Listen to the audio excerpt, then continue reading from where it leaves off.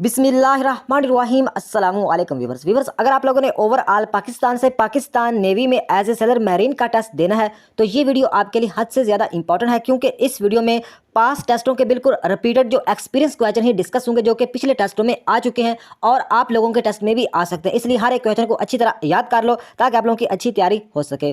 तो वीडियो का बाकायदा आगाज़ करते हैं। Question number 1.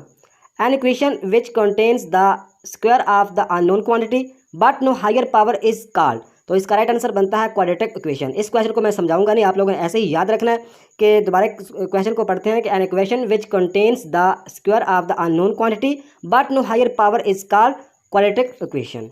तो नेक्स्ट क्वेश्चन है, या ये क्वेश्चन काफ़ी दफ़ा मतलब एक टेस्टों में आ चुका है, तो इसको आप लोगों ने याद रखना होगा। The boiling point of water is, यानी इसमें क्वेश्चन में ये बताना है कि जो पानी का बॉइलिंग पॉइंट है वो कितना है। तो इसका राइट आंसर बनता है 100 ग्रेड सेल्सियस। तो सेल्सियस में मतलब अगर ऑप्शन हूँ तो आप लोगों का राइट आंसर होगा 100 ग्रेड सेल्सियस। अगर फ़ारेनहाइट में ऑप्शन हूँ तो इसका राइट आंसर होगा 212 ग्रेड फ़ारेनहाइट। तो ये आप लोगों को दोनों याद रखने होंगे। तो नेक्स्ट क्वेश्चन है, dash is use to make liquid soap and shaving cream.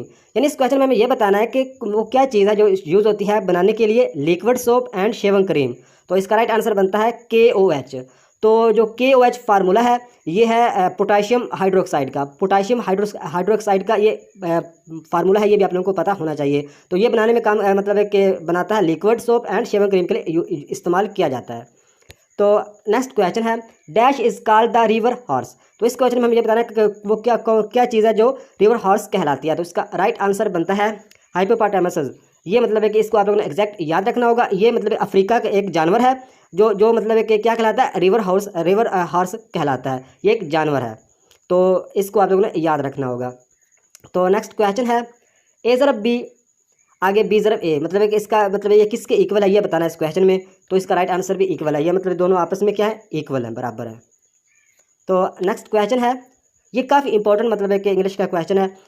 She reach Lahore dash car, मतलब है कि वो लाहौर पहुंचती है किसके ज़रिए, कार के ज़रिए। तो इसमें जो प्रपोजिशन का यूज़ हुआ है वो है by. She reach Lahore by car. तो आगे मतलब एग्जाम्पल के तौर पर अगर कार के आगे बस होता फिर भी बाय लगना था, मतलब है कि she reach Lahore by car, by bus, by wagon, by train. तो इसमें मतलब है कि बाय का यूज़ होता है। तो नेक्स्ट क्वेश्चन है, T butyl and isobutyl the form of both are chain. तो इसका राइट आंसर बनता है आइसोमेरिक। यानी ये जो इस क्वेश्चन में ये कह रहे हैं कि जो टी ब्यूटल एंड आइसोब्यूटल है मतलब ये मतलब है कि किस मतलब है कि किस कैटेगरी की है या किससे इसका तल्लक है। तो इसका राइट आंसर बनता है आइसोमेरिक। आइसोमेरिक इसका राइट आंसर है। और आप लोगों को इस बात का भी पता होना चाहिए कि आइसोमेरिक की 4 मतलब के इकसाम है। वो कौन कौन सी हैं, एक तो आप लोग दो तो आप लोग देख रहे हैं, एक तो है टी ब्यूटल, एक है आइसोब्यूटल, और एक है एन ब्यूटल और एक है S butyl. T butyl, आइसोब्यूटल, N butyl और एस ब्यूटल, ये 4 एग्जाम है। ये एग्जाम भी पूछी जा सकते हैं कि आइसोमेरिक की कितनी एग्जाम है, 4 एग्जाम है। कौन कौन सी, टी ब्यूटल, आइसोब्यूटल, एन ब्यूटल और क्या, एस ब्यूटल। तो नेक्स्ट क्वेश्चन है, ये क्वेश्चन है 5 ज़रब 25 तकसीम 5 और ब्रैक्ट्स छोटी ब्रैक्ट्स में 5 और आगे इसका जवाब बताना है कि कितना इसका जवाब आएगा। तो इस क्वेश्चन को हल करने से पहले थोड़ा सा आप लोगों को बता दूं, आप लोगों को शायद पहले भी पता होगा, लेकिन अगर जिन कैंडिडेट्स को नहीं पता तो उनको भी पता चल जाएगा कि ये क्योंकि बेसिक क्वेश्चन है, बेस इस तरह के क्वेश्चन भी पूछ लेते हैं। मतलब कि लाजमी नहीं कि 9th 10th की बुक से ही क्वेश्चन आए, 8 7 6 से भी क्वेश्चन मतलब को पूछ सकते हैं। तो आप लोग मतलब ये क्वेश्चन बहुत ही ज़्यादा इंपॉर्टेंट है। तो आप लोगों को सबसे पहले पता होना चाहिए कि अगर ब्रैक्ट्स में रकमें हों तो सबसे पहले जो है बड़ी ब्रैक्ट मतलब है कि हम उसे मतलब है कि हल करते हैं। उसके बाद हम क्या करते हैं, दरमियानी ब्रैक्ट को, और सबसे एंड पर छोटी ब्रैक्ट को। अगर ब्रैक्ट्स ना हो तो फिर हम सबसे पहले क्या करते हैं, तकसीम को हल करते हैं, फिर ज़रब को, फिर जमा को और फिर नफ़ी को। तो उम्मीद है कि इस बात की आप लोगों को समझ आ गई होगी। तो आप कैसे इस क्वेश्चन को हल करते हैं, तो सबसे पहले हम तकसीम को हल करते हैं। तो हमें तकसीम को हल करना है तो हमें 25 तकसीम 5 को हल करना चाहिए, लेकिन हम ऐसा नहीं कर सकते क्योंकि जो हमारे पास छोटी ब्रैकेट में भी रकम है। तो आप लोगों को पहले बता चुका हूँ कि सबसे पहले अब सब एंड मतलब अगर सबसे पहले बड़ी उसके बाद दरमियानी उसके बाद छोटी, तो इसमें सिर्फ छोटी है तो सबसे पहले छोटी ब्रैकेट को हल करेंगे, उसके बाद तक मतलब है कि बाकी रकमों को हल करेंगे। ये आप लोगों को उम्मीद है कि इस बात की समझ आ गई होगी। तो हम क्या करेंगे, 5 को 5 से मतलब है कि इसको हल करें तो इसका जवाब कितना आएगा, 5 को 5 ज़रब दिया तो 25 आ जाएगा। तो पीछे हमारा है 5 ज़रब 25, तो आगे मतलब है कि तकसीम फिर 25 हो जाएगा। तो 25 को 25 तकसीम किया तो एक जवाब आएगा। तो 1 को 5 से ज़रब करेंगे तो कितना आएगा, 1 5 5, यानी इस क्वेश्चन का 5 जवाब आता है। तो आप खुद हल करके भी आप कमेंट में लिखिएगा ताकि आप लोगों को भी प्रैक्टिस हो जाए। तो लाजमी कमेंट में लिखिएगा। तो नेक्स्ट क्वेश्चन है, a transformer works on the principle of. यानी मतलब इस क्वेश्चन में हमें यह बताना है कि जो ट्रांसफार्मर है वो काम करता है मतलब है कि किस बुनियाद पर। तो इसका राइट आंसर है आपके मतलब ऑप्शन में अगर इन दोनों में कोई भी हो, एक ही होगा दोनों में, या तो होगा इलेक्ट्रोमैग्नेटिक इंडक्शन या होगा म्यूचुअल इंडक्शन फ्राडेला। तो इनमें से कोई भी हो तो आप लोग मतलब इस पर टिक कर देंगे, यानी या ये होगा इलेक्ट्रोमैग्नेटिक इंडक्शन पर काम करता है ट्रांसफार्मर, या म्यूचुअल इंडक्शन फ्राडेला। ये दोनों ही मतलब है कि ठीक है, ये दोनों एक ही चीज़ है। तो नेक्स्ट क्वेश्चन है nib is to pen then horse is to, यानी इस क्वेश्चन में हमें ये बताना है कि जो निब है इसका तलक तो पिन के साथ है, देन हॉर्स का तलक किसके साथ हो सकता है। तो इस तरह के क्वेश्चन को समझने के लिए आप लोगों को पता होना चाहिए कि जो निब का तलक उन्होंने पिन के साथ बताया, तो इसी तरह का तलक हॉर्स का भी हमें बताना होता है। नीचे ऑप्शन दिए होते हैं, तो इसमें मैं ऑप्शन नहीं मतलब है कि दिए, ऑप्शन देता हूँ तो मतलब है कि काफ़ी मतलब है कि ना वो वीडियो बनाने के लिए काफ़ी टाइम दरकार होता है ऑप्शन अगर नीचे दूं, क्योंकि जो कैंडिडेट सेंड करते हैं क्वेश्चन तो वो ऑप्शन नहीं देते, सिर्फ वो मतलब उसका राइट आंसर बता देते हैं, और किसी के ज़्यादा क्वेश्चन के राइट आंसर भी नहीं बताते, वो नेट से बुक से मतलब है कि एक एक क्वेश्चन के जवाब ढूंढने पड़ते हैं। तो आप लोगों से छोटी सी रिक्वेस्ट है कि वीडियो को लाइक कर दिया करो, ताकि मतलब थोड़ी सी हमें मोटिवेशन मिलती है कि हमारी वीडियो से आप लोगों को फ़ायदा होता है। तो प्लीज़ वीडियो को लाइक कर दीजिएगा। तो देखें निब का मतलब है कि पिन जो है, पिन की निब होती है, पिन के जैसा लिखते हैं ना हम निब के साथ लिखते हैं, तो पिन की निब होती है। तो इस तरह हॉर्स की हम हॉर्स से क्या कर सकते हैं, हॉर्स से हम राइटिंग करते हैं। तो उम्मीद है कि इस क्वेश्चन की आप लोगों को समझ आई होगी। नेक्स्ट क्वेश्चन है, ये क्वेश्चन काफ़ी ज़्यादा इंपॉर्टेंट है और मुख्तलिफ तरीके से ये क्वेश्चन पूछा जाता है। तो आप लोगों को इस क्वेश्चन का अगर कंसेप्ट क्लियर होगा तो किसी भी तरीके से ये पूछा जाए तो आप लोग इजीली हल कर सकोगे।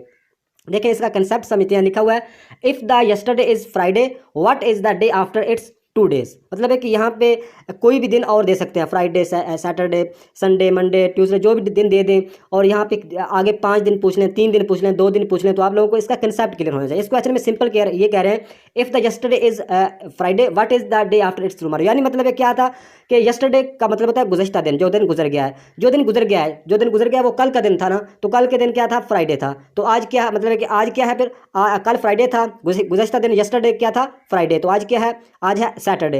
तो आज के बाद हमें क्या बताना है, आफ्टर इट्स 2 days। हमने आज के बाद 2 दिन बाद कौन सा दिन होगा, आज क्या दिन है, सैटरडे, तो आज के बाद 2 दिन बाद, तो कल की अगर बात करें तो कल होगा संडे, और अगर संडे के अगले दिन क्या होगा, मंडे। तो हमारा राइट आंसर बनता है मंडे। तो इसी तरह ही आप क्वेश्चन को हल कर पाओगे। आप लोगों को इसका कंसेप्ट क्लियर होना चाहिए।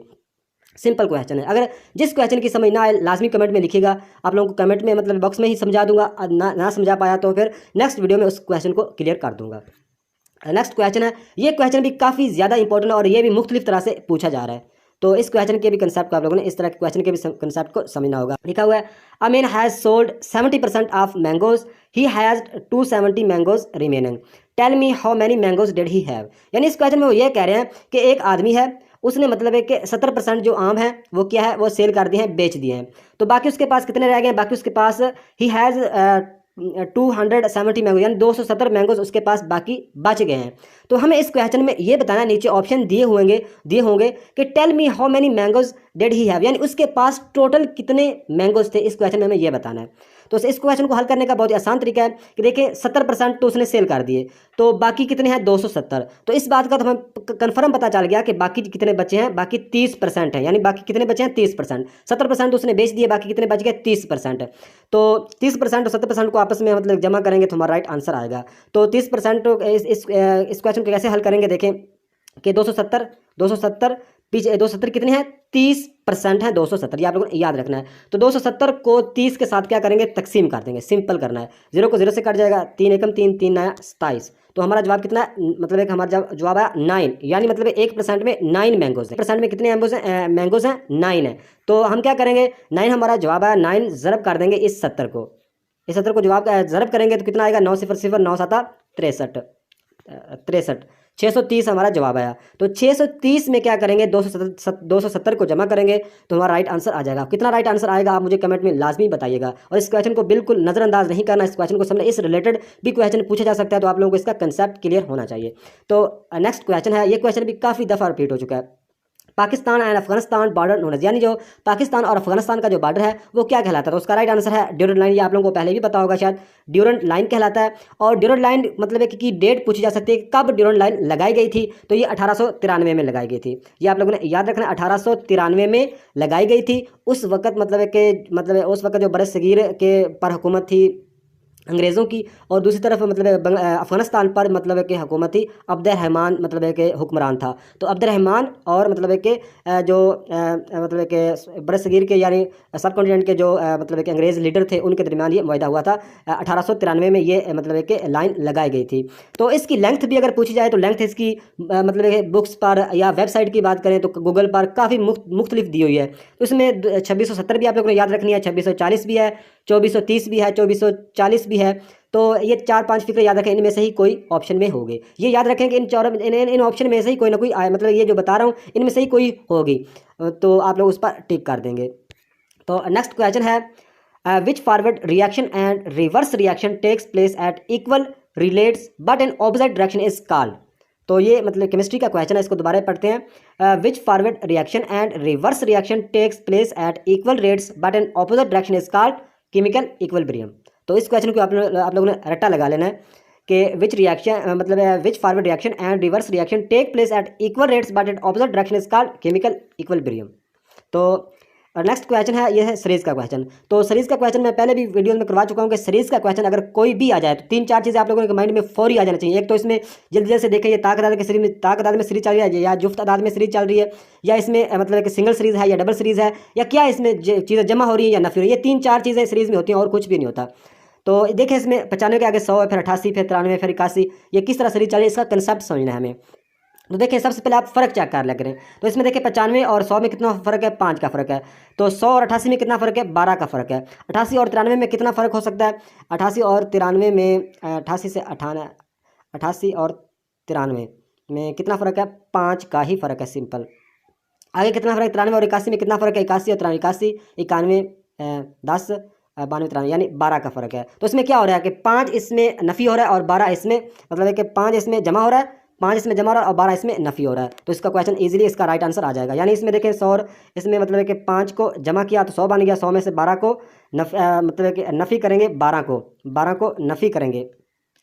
इसमें 5 को जमा करेंगे, आगे 12 को नफ़ी करेंगे, फिर 5 को जमा करेंगे तो आगे क्या होगा, आगे फिर 12 को नफ़ी कर देंगे। तो आगे क्या करना है, आगे 81 में 5 को जमा करना है। तो 81 में 5 को जमा किया तो कितना आता है, 81 में 5 को जमा किया तो 86 आ जाता है। तो मतलब है कि 86 हमारा राइट आंसर हो जाएगा। तो इसके कंसेप्ट को समझना है, इसको रट्टा नहीं लगाना।